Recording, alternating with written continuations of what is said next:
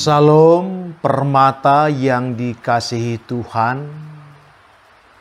Dari pembacaan Alkitab 1 Korintus 12 ayat 14 sampai dengan 27 diangkat sebuah tema, yaitu merajut cerita baru dalam perbedaan. Dimanapun di dunia ini yang namanya itu berbeda selalu memiliki potensi konflik jika tidak dirajut dengan baik. Bahkan di dalam rumah tangga pun, ketika anak melihat ada perlakuan berbeda di antara mereka, mereka protes. Itulah pertanda bahwa yang namanya itu perbedaan harus dirajut dengan baik agar tidak menimbulkan masalah yang baru dan berkepanjangan. Kalau kita perhatikan dari teks ini, Paulus ingin menjelaskan kepada jemaat Korintus bahwa perbedaan yang ada bukanlah sesuatu yang membahayakan. Justru perbedaan itu menjelaskan betapa kayanya Allah Sang Halik ketika Dia menjadikan manusia berbeda antara satu dengan yang lain.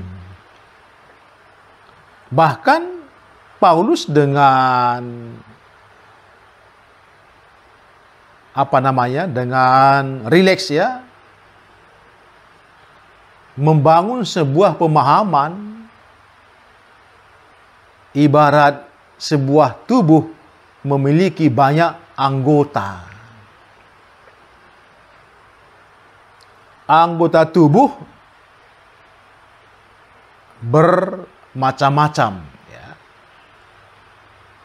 Nah, ketika anggota tubuh yang begitu banyak, dia tidak boleh berdiri sendiri. Setiap pergerakan anggota tubuh itu, dia harus memang membutuhkan anggota tubuh yang lain. Nggak boleh eksklusif. Dalam bacaan kita ditegaskan bahwa mata tidak boleh mengatakan kepada tangan, aku nggak butuh engkau, dan sebagainya. Bayangkan kalau kita berjalan, kaki akan melangkah, tetapi mata harus melihat. Kalau kaki terus berjalan, mata tidak mau tahu, ya pasti ada resiko yang ditanggung. Nah, kalau dari teks bacaan ini sepertinya sudah terbiasa dan bukan lagi teks yang asing bagi kita.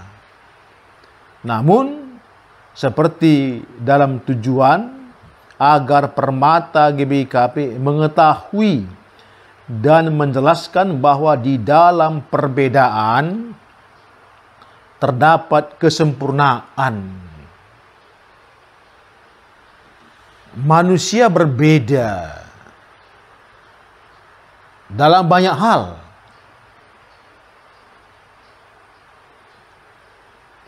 Jarang ditemui bahwa antara satu dengan yang lain memiliki kesamaan persis. Tetapi kalau mendekati, itu mungkin saja. Nah, dalam rangka membangun persekutuan jemaat di Korintus, Paulus menggambarkan bahwa kamu adalah tubuh Kristus dan banyak anggotanya.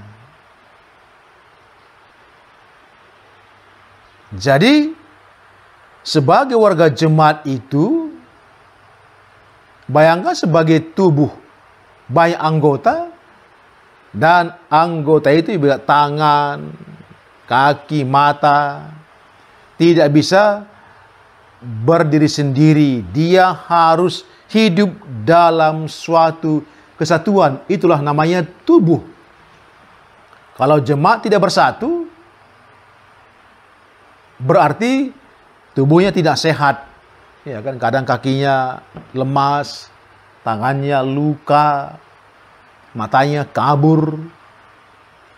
Berarti tubuh itu tidak bisa maksimal.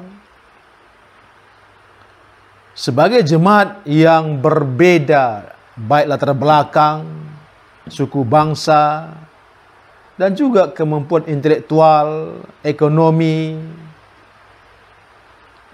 Paulus menekankan, janganlah dengan adanya perbedaan itu, maka dibangun jurang pemisah semakin dalam.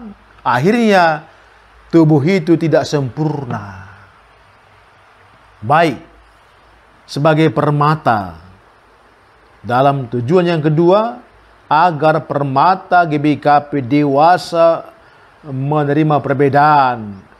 Apa saja? Fisiknya, pendidikannya, profesinya, mungkin jabatannya, keahliannya. Artinya, sebagai permata yang sudah menerima Kristus, jangan alergi melihat kemampuan orang lain, kelebihannya. Itu kan kekayaan kita.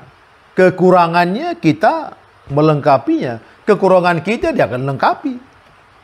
Sehingga semakin banyak anggota tubuh itu, walaupun ada perbedaan dan kekurangan, ketika mereka dipersatukan dalam satu tubuh Kristus, maka tubuh itu pasti semakin kuat. Jadi, sebagai permata harus sadar bahwa hidup ini dia memang harus saling ketergantungan. Seperti Adam mengaku, inilah yang cocok bagiku. Dengan perbedaan yang ada, Adam merasakan bahwa itulah teman yang cocok. Nah, dengan demikian, dalam hidup keseharian kita, termasuk permata GBKP, ya mungkin saja perbedaan di antara permata mungkin beragam dan banyak sekali. Tetapi itu bukanlah ancaman. Justru dengan adanya perbedaan itu, kita semua rindu untuk bersatu agar tubuh itu benar sehat. Oleh karena itu, rajulah perbedaan itu. Jangan diobrak-abrik lagi. Karena Tuhan menciptakan perbedaan agar anak-anak muda bisa merajut dengan perbedaan mereka, kekayaan mereka semakin melimpah. Tuhan memberkati.